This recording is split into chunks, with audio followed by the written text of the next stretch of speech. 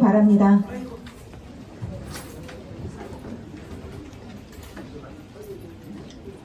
국기에 대한 경례. 바로 모두 자리에 앉아주시기 바랍니다.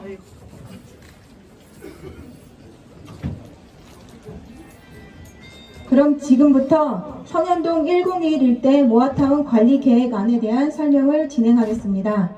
이번 관리계획안을 작성한 주식회사 도시류의 현명한 상무님께서 계획안을 설명하여 주시겠습니다.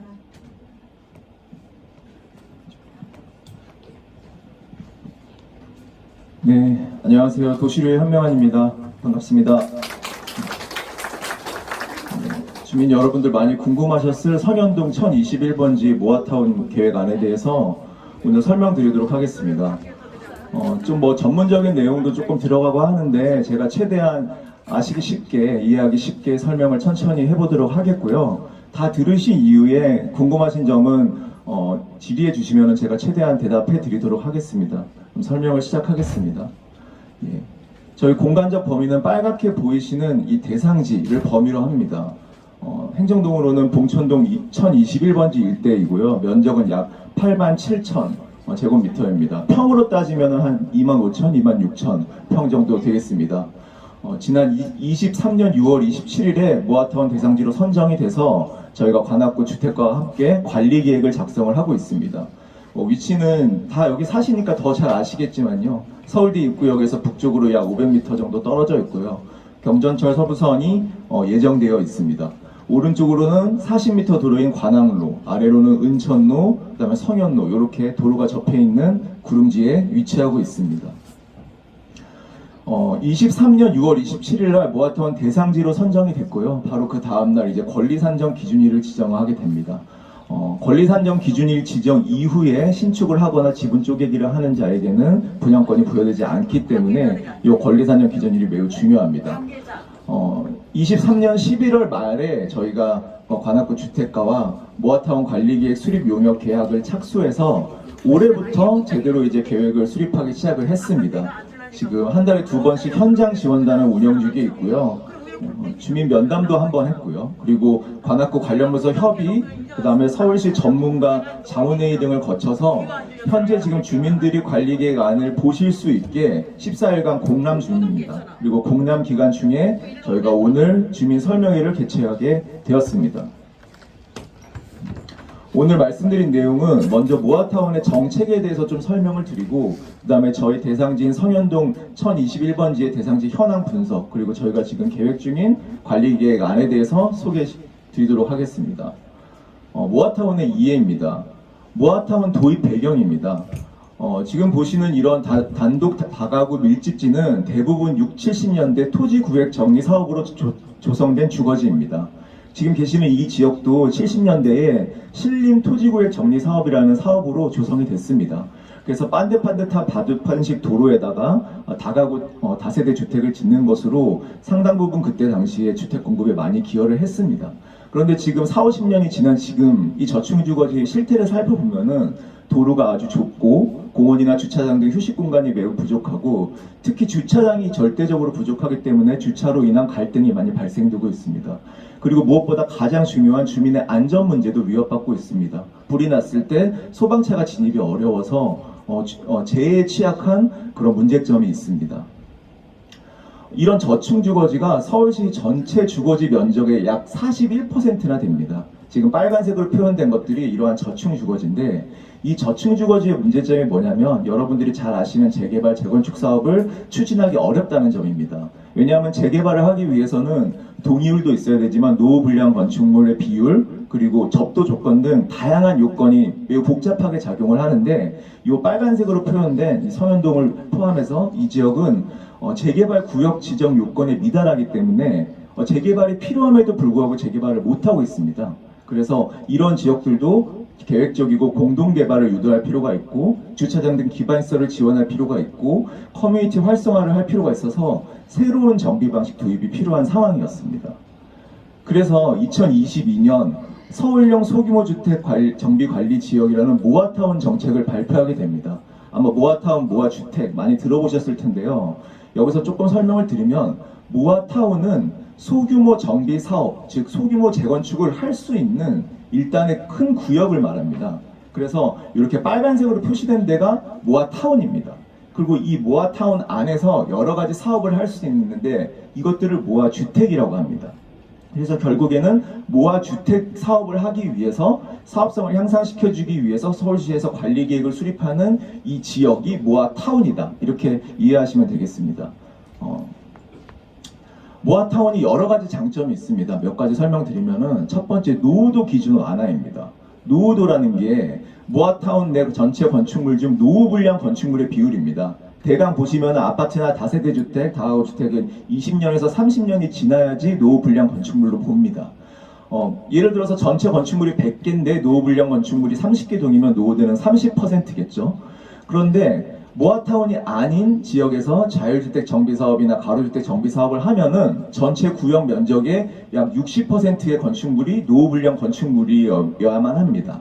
그리고 가로주택 정비사업, 즉 소규모 재건축 사업의 면적은 1만 제곱미터 미만으로 제한이 됩니다.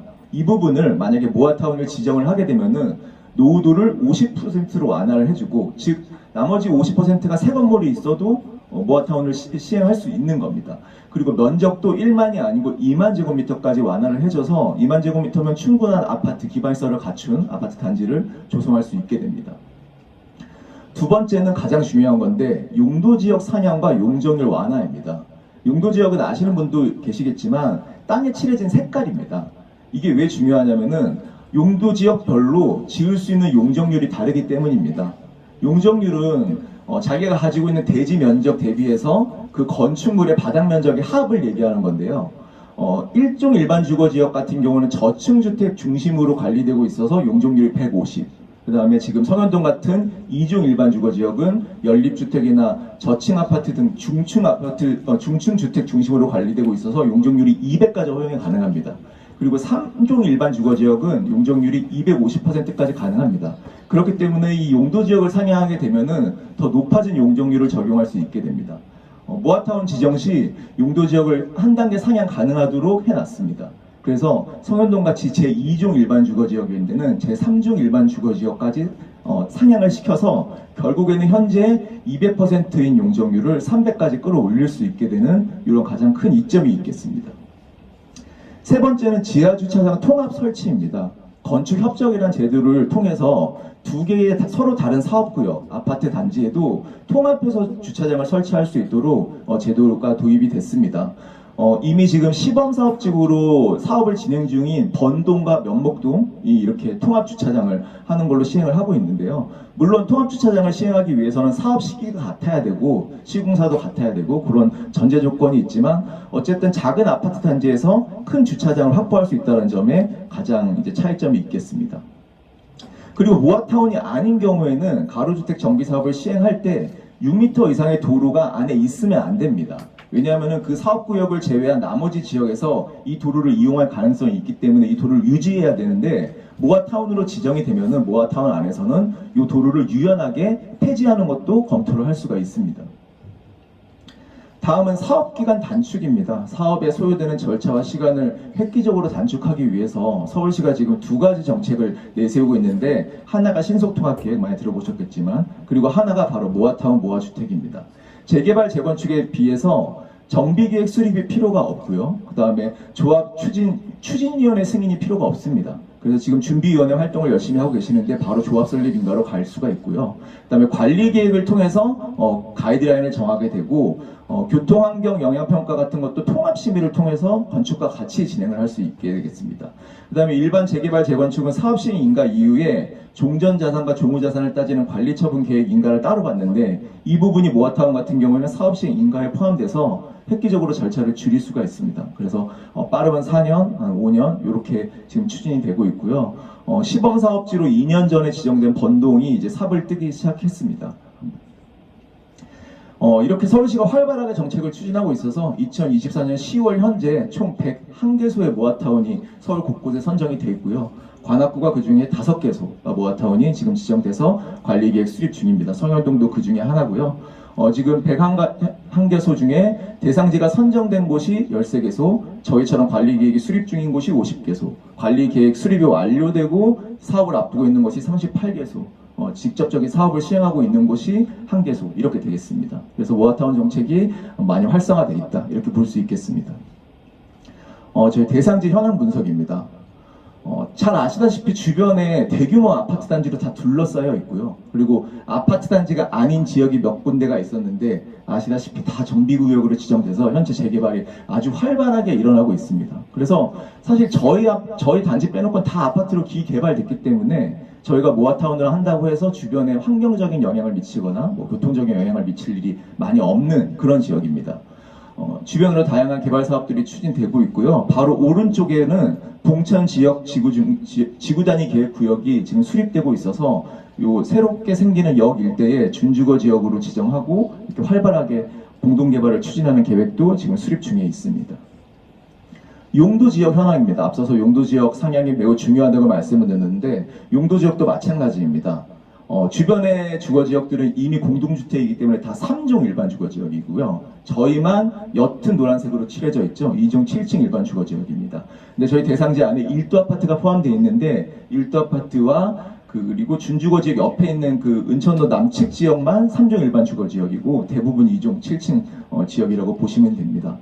용도 지역 상향도 담보가 된 것이 아닙니다. 계획적으로 서울시가 판단을 해서 주변 용도 지역과 맥락이 맞을 경우에 용도 지역 상향을 하게 해주는데 저희 같은 경우에는 주변에 3종으로 이미 돼 있어서 이런 부분도 이제 수월하게 진행이 될 것으로 예상하고 있습니다. 제일 저희가 문제가 되는 것이 도로입니다. 경사지의 토지구획 정리사업으로 사업을 하다 보니까 지형차가 있어서 막다른 골목이 많이 발생하고요. 다니시다 보면 매우 통행이 좁고 어려운 지역들이 많이 발생하고 계단도 많고요. 그래서 저희가 대상지로 선정이 될 때부터 서울시가 조건사항으로 준 게 도로에 대한 체계적인 정비를 잘 해라 라는 게 조건사항이었고 저희가 그 점을 주안점으로 삼아서 관리계획을 수립하고 있습니다. 경사 현황입니다. 저희 대상지 중 가장 낮은 은천로변이 43.8.3m, 제일 높은 게 110m 해발고도. 그래서 이 두 개의 단차가 약 61m나 됩니다. 그래서 이런 부분은 저희 관리계획에서 정하는 건 아니지만 향후에 사업 시행하실 때 이런 지형차를 잘 활용해서 좀 훌륭한 건축 계획이 필요하다고 할 수 있겠습니다. 토지 건축물 현황입니다. 특이하게도 저희 대상지 안에는 국공의지가 별로 없습니다. 원래는 도로 같은 게 이제 서울시나 관악구가 소유한 부지에 도로를 설치를 해서 운영을 하는데 저희는 다 사도 개인이 소유하고 있는 땅이기 때문에 그래서 도로 관리나 이런 부분에 어려운 부분이 있습니다. 그래서 이런 점을 착안해서 계획을 할 거고요. 가운데 성형 경로당, 그 다음에 북측에 있는 이따가 설명드릴 공원만 현재 지금 관악구가 소유하고 있고요. 1도 아파트 아래에 8m 도로가 있는데 여기 일부만 관악구가 소유하고 있습니다. 건축물 용도 현황입니다. 92.7%가 다 주택입니다. 사실 주택이 아닌 시장이나 상가 등이 입지하고 있는 모아타운도 많이 있습니다. 그런데 그런 경우에 모아타운 추진에 조금 어려움을 겪는 경우가 많거든요. 근데 저희는 주택이 대부분이기 때문에 상대적으로 좀 좋은 조건을 가지고 있습니다. 주택 중에 53%가 단독주택, 그다음에 40%가 공동주택인데 여기서 말하는 공동주택은 아파트가 아닌 다세대 주택, 연립주택 요것을 말씀드립니다. 은천로 변으로 지금 조금 근린생활시설이 있는데 완전 대규모는 아니어서 사업에 크게 반대하거나 지금 그런 움직임은 보이지 않고 있습니다. 토지 및 건축물 현황을 계속 또 말씀드리면 반지하 분포 현황입니다. 서울시에서는 요새 재개발 구역을 지정할 때 반지하 가구가 얼마나 많은지 이런 부분도 안전대책과 결부해서 보기 때문에 반지하 분포 현황도 매우 중요하고요. 건축물 노후도 현황은 30년 이상 된 건축물이 무려 50%, 그리고 10년 미만 된 건축물도 사실은 중간중간에 껴있습니다. 그리고 파란색으로 표시된 게 5년 미만 건축물인데 이런 것들이 사실은 중간중간에 껴있기 때문에 기존의 재개발 요건에 해당되지 않는 것입니다. 그런데 모아타운은 이 부분을 대폭 완화해서 이런 지역도 사업을 추진할 수 있게 그렇게 해놨습니다. 그래서 저희가 지정하려는 성현동 모아타운의 요건이 그런 법정 요건에 맞느냐 저희가 확인을 해보면 모아타운으로 지정되려면 첫 번째 구역 면적이 10만 제곱미터 미만이어야 됩니다. 그런데 저희는 84,768제곱미터로 구역 면적에 합당하고요. 그다음에 노후도가 50% 이상이어야 되는데 저희 노후도는 66.6%. 그리고 그래서 조건에 충족한다고 할 수 있습니다. 그리고 뒤에서 설명드릴 텐데 저희가 지금 임의로 이렇게 6개 구역을 나눴는데 나중에 사업 시행의 단위는 이 각각의 구역별로 가는 거기 때문에 혹은 또 뭐 구역에 합쳐서 갈 수도 있지만 구역별로 가는 것이 원칙이기 때문에 구역별로 노후도가 충족되는지 이게 굉장히 중요합니다. 그런데 구역별로 노후도가 충족되는 것으로 다 되는 것으로 파악이 됐습니다. 현황을 종합해보면 지금 이렇게 많이 주민들이 모이셔서 적극적인 주민의지 추진이 확인이 되고요. 의지들이 확인이 되고 또 서부선이 신설 예정이기 때문에 교통적으로 굉장히 양호하다. 뭐 차량 접근성, 대중교통 접근성 모두 좋다고 할 수 있고요. 아까 말씀드렸다시피 인근이 이미 다 3중 일반 주거지역으로 개발이 돼 있기 때문에 저희 대상지의 개발에 따른 그런 부영향, 환경적인 영향이 덜하기 때문에 이런 부분은 저희 대상지의 굉장히 장점이라고 할 수 있겠습니다. 이제 반면 가파른 구릉 지역, 이게 이제 건축 계획에 상당한 이제 난이도가 필요한 부분이고요. 그다음에 도로 등 기반 시설이 부족하지만 이것은 저희가 계획을 통해서 확충을 할 수 있습니다. 그리고 양호한 근생이나 업무 용도가 은촌노변에 다 조금 입지하고 있는데 이런 부분은 크게 반대가 없으면 모아타운 추진이 가능하겠습니다. 그래서 이런 지역 현황을 고려해서 저희가 맞춤형 정비 방안을 만들려고 지금 추진 중에 있습니다. 관리 계획 안에 대해 소개드리겠습니다. 저희 관리계획 비전은 저희 성현동이 구릉지형에 순응하고 주변과 소통하는 생활이 편리한 가로 중심, 길 중심의 단지로 조성되기를 원합니다. 경사지형이 있고 그 다음에 주변 도시와 다 연계되고 또 관악 녹지축과 연계되는 지역이기 때문에 이런 부분을 충분히 활용하려고 하는 거고요. 그래서 3가지 전략을 세웠는데 첫 번째는 주민들이 원하는 그리고 실현 가능한 적정한 개발 단위를 설정하는 것입니다. 두 번째는 접근성, 안전성 확보를 위한 도로 등 기반시설을 정비하는 것이고요. 세 번째는 공원 등 기존 시설과 연계한 커뮤니티 가로를 조성하는 것이 저희 목표입니다. 하나씩 말씀드리면 첫 번째 전략은 주민 동향을 고려해서 실현 가능한 사업구역을 설정하는 것입니다. 사업구역을 저희가 마음대로 설정을 할 수는 없습니다. 사업구역은 2만 제곱미터가 넘으면 안 되고요. 그 다음에 주민들이 무엇보다 많이 동의를 해주셔야 되고요. 그래서 저희 모아타운 안에서 당초에 저희가 모아타운으로 지정되기 위해서 준비위원회가 주체가 돼서 동의율 30% 이상을 3개 구역에 얻었는데 그 구역, 주민들이 원하신 그 구역을 그대로 저희가 반영을 했습니다, 계획에. 그래서 1도 아파트를 포함해서 1구역이 완성이 됐고요. 그 다음에 밑에 2구역, 3구역, 4구역, 5구역, 6구역 이렇게 나눠져 있습니다. 그래서 예를 들어서 아까 말씀드린 통합 주차장 같은 거를 5구역과 6구역이 사업을 같이 간다면은 주차장 같은 걸 지하에 통합적으로 설치할 수가 있습니다. 그래서 이 구역은 저희가 확정한다는 개념보다는 앞으로 이렇게 사업을 갈 수 있게끔 이렇게 제한을 하는 그런 개념이고요. 향후에 주민들이 사업을 하시면서 관리계획 변경이나 사업시행 인가를 통해서 사업 단위를 바꿀 수 있습니다. 그리고 이제 접근성 및 안전성 확보를 위한 기반시설 정비입니다.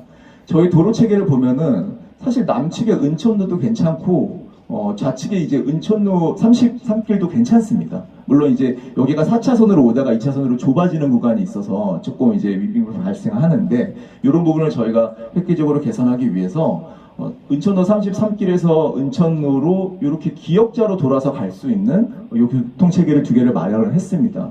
이 과정에서 전문가 자문회를 통해서 도로를 다 10m 이상으로 확보하라는 의견이 있었습니다. 저희가 처음에 8m로 계획을 했는데 보행과 차량의 교행이 자연스럽게 할 수 있도록 되기 위해서 10m의 도로를 다 확보하는 것으로 계획을 했고요. 사실은 다른 모아타운 같은 경우에는 도로 말고도 뭐 공원이라든지 다른 시설들 많이 기부 체납을 하는데 저희는 이 지역의 가장 맹점인 이 교통체계를 완성하기 위해서 도로를 기부 체납하는 것을 우선으로 하고 계획을 했습니다. 10m 도로가 확보가 되면은 7m가 차선이 되고요. 그래서 3.5m 교행이 가능해지고 지금은 중앙선이 없지만 중앙선이 생깁니다. 그 다음에 양쪽에 1.5m씩 보도가 생기고요. 그 다음에 각각의 사업 부지에서 건축학개선이라고 3m씩 뒤로 건축물을 후퇴하게 됩니다. 그러면 총 양쪽에 4.5m씩의 보행 공간이 생기게 돼서요. 이 보행 공간이 뒷장에서 말씀드린 공원까지 쭉 이어지는 그런 이제 걷기 좋은 거리가 될 수 있습니다. 세 번째는 기존 시설과 연계한 커뮤니티 가로 활성화입니다. 말씀드린 대로 은천로변에 115 정거장이 예정돼 있습니다. 이 위치가 아직 확정은 되지 않아서 뭐 이쯤에 어디쯤에 돼 있을 것 같은데, 아무래도 그렇게 되면은 은천로변에 역세권 기능이 활성화가 되고 사람들이 많이 모이고 이런 근린생활 시설이나 커뮤니티 시설들이 활성화될 것으로 보고 있고요. 그래서 은천로변을 저희가 가로 활성화 구간으로, 그리고 가운데 이 도로를 커뮤니티 가로로 형성을 해서 가운데 가로에는 낮은 아파트들이 올라오면서 개방형 공동이용시설, 그 아파트에 있는 커뮤니티 시설들이 가로변으로 쭉 깔리면서 단지별로가 아니고 여기 계시는 지역분들이 자유롭게 이용할 수 있도록 이렇게 커뮤니티 가로를 형성하려고 하고 있습니다. 그리고 앞서서 요 북측에 공원이 있다고 말씀드렸는데, 이 공원이 사실은 구유지입니다. 구유지, 그러니까 관악구가 소유하고 있는 공원인데, 주민분들 다 아시겠지만 여기에 옹벽이 있고 그리고 펜스로 막혀져 있습니다. 그래서 실제로 이 지역의 유일한 공원인데 활용을 못하고 있어요. 그래서 저희가 이 대상지를 지정을 할 때 서울시에서 전문위원들이 이 공원도 같이 이번 기회에 정비를 하고 새로 만드는 게 좋겠다라고 의견을 주셔가지고 저희가 이 부분을 포함시켰습니다.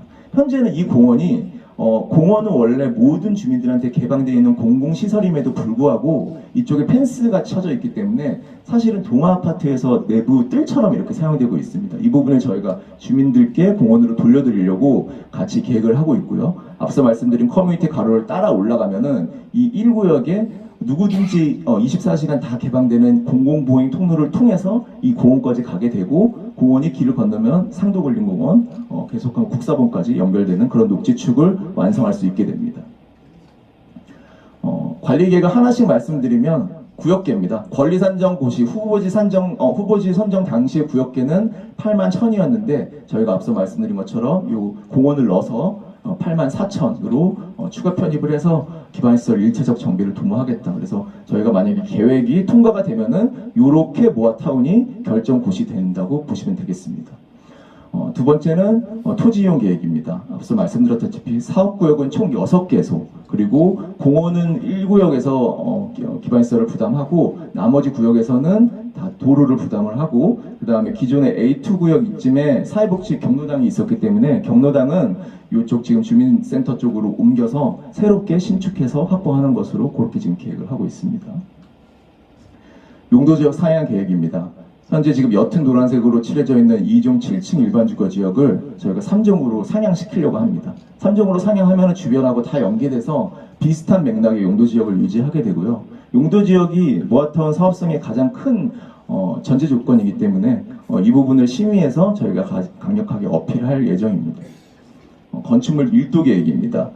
사실 지금 관리계획 단계에서는 여러분들이 뭐 사업성이나 아니면 뭐 몇 층까지 용적률 몇 가지 올라가실지 궁금하실 텐데, 그거를 결정하는 사실 자리는 아닙니다. 저희는 앞서 말씀드린 용도지역 상향, 그 다음에 용적률 완화, 그 다음에 모아타운 지정 등을 통해서 여러분들이 향후에 각 구역별로 사업을 가서 최대한 사업성을 확보하실 수 있게끔 그 상한선을 정하는 그 계획이고요. 그래서 저희는 건폐율 50% 이하, 용적률 300% 이하, 그 다음에 높이는 따로 제한을 두지 않고 용도지역 층수를 적용하면은 각 구역별로 사업 계획을 만드셔서 이 용적률을 달성하시면 되는 겁니다. 저희는 그거를 위해서 기반시설을 계획을 하고 사업 구역을 나누고 용도지역을 상향하는 그런 계획을 한다, 이렇게 보시면 되겠습니다. 그래도 여러분들이 궁금해 하실 테니까 저희가 계략적인 시뮬레이션을 해본 겁니다. 정해진 건 아니고요.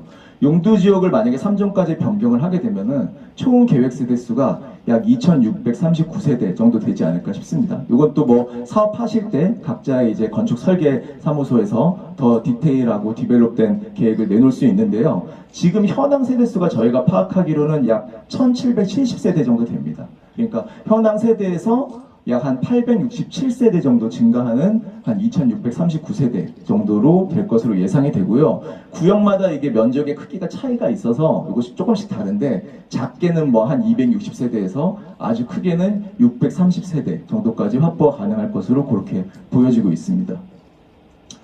임대아파트에 대한 아마 궁금증도 많으실 텐데, 임대아파트는 모아타운 정책상 아까 2종에서 3종으로 올라가면서 용적률이 상향이 된다고 그랬는데 그 용도지역 상향으로 상향되는 용적률의 절반은 임대주택을 확보하게끔 돼 있습니다. 그렇기 때문에 임대주택은 법적 요건에 맞춰가지고 약 400세대 정도 들어가는 것으로 지금 계략적으로 산출이 된 상태입니다. 공동이용시설 계획입니다. 공동이용시설 설치 기준에는 경로당 어린이집, 작은 도서관, 주민운동시설, 공용세탁실, 청소년 아동복지시설 등을 단지 안에 설치하게끔 되어 있습니다. 지금 여러분들 같은 경우는 이런 시설이 단지 안에 없기 때문에 주변에 공공에서 운영하는 시설을 이용하고 계실 겁니다. 그런데 이런 시설들이 다 단지 안에 만들어지게 되고요. 150세대, 100세대만 넘으면은 주민공동시설을 해야 되는데 특히 이제 경로당 같은 경우에는 각각의 단지별로 다 생기게 될 겁니다. 그렇게 다양한 공동이용시설을 향후에 주민분들께서 사업 진행을 하실 때 설계자와 논의하셔가지고 만드시면 됩니다. 전체적인 조감도입니다. 총 6개 구역에 대한 저희가 건축계획을 올렸는데 잠깐 설명드리면 여기서 얘기하는 용적률과 건폐율 최고층 수는 예시입니다. 그러니까 오해가 없으시길 바라겠고요. 왜 어떤 구역은 적고 어떤 구역은 크냐 이렇게 말씀하실 수도 있는데 요거는 구역 면적의 차이가 있고 그 다음에 각각의 구역이 어떤 도로에 얼마나 넓은 도로에 접하고 있는지가 그 건물이 올라갈 수 있는 높이를 결정합니다. 그래서 그런 부분으로 저희가 계략적으로 산출을 한 거고요. 저희가 이런 건축 계획안으로 한번 서울시 전문위원들 자문을 받았는데 그때 이제 주로 주신 의견은 오히려 은촌로변이 여기가 앞으로 역도 생길 거고 많이 활성화될 거니까 이 부분은 좀 높여도 될 것 같다라고 의견 주셔가지고 여기에 저희가 뭐 과감하게 30층, 25층도 한번 배치를 해봤고요. 대신 이제 가운데로 커뮤니티 도로를 따라서 공원으로 올라가는 요 통경축은 빽빽하면은 여러분들이 다니시는데 경사지로 올려보는데 많이 답답할 수 있어가지고 이런 부분들은 저희가 조금 비워놓는 식으로 계획을 해서 전체적으로 보면은 W를 거꾸로 엎어놓은 것처럼 이렇게 높게 올라갔다가 살짝 낮아지고 다시 높게 올라갔다가 살짝 낮아지는 이런 스카이라인을 형성하도록 그렇게 계획을 했습니다. 향후 추진 계획입니다. 저희가 지금 주민 공람 중에 있으니까 주민분들 많이 의견 주시고 질문 주시면 되겠고요. 오늘 주민 설명회를 개최했고 저희가 서울시에 최대한 심의를 빨리 올려달라고 얘기를 했습니다. 그래서 심의 날짜가 지금 다음 달 21일로 예정이 돼 있습니다. 그래서 이 통합심의를 통과하게 되면은 아까 말씀드린 빨간색 구역계로 모아타운이 지정이 되게 되고요. 그 안에서 여러분들이 원하시는 대로 사업구역을 설정하셔서 동의서 받으셔서 사업을 진행하시면 됩니다. 그러면 이제 조합 설립 인가부터 사업 시행 계획에 대한 통합심의, 사업 시행 인가, 이주 착공, 준공 입주까지 서울시에서 이제 어필하는 거는 약 2년 정도 그렇게 소요된다고 보고 있고요. 뭐 늦어도 한 3년 안에는 준공하고 입주할 수 있을 것으로 그렇게 파악이 되고 있습니다. 네, 이상으로 설명 마치겠습니다.